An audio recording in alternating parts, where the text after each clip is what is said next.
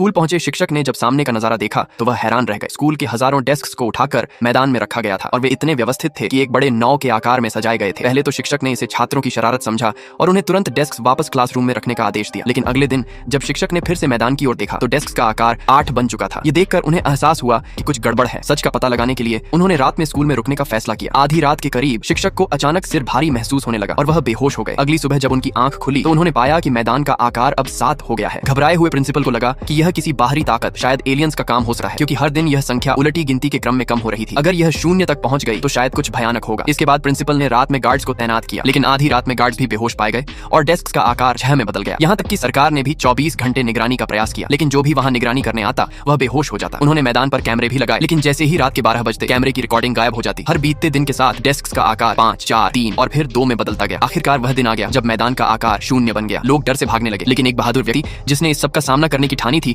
मैदान में खड़ा हो गया। जब आधी रात हुई तो उसने देखा कि सभी डेस्क हवा में उड़ने लगे। अचानक एक डेस्क उसके ऊपर गिरा और वह बेहोश हो गया। जब वह जागा तो उसने देखा कि मैदान में अब 0 की जगह 1 का आकार बन चुका था। तब उसे समझ में आया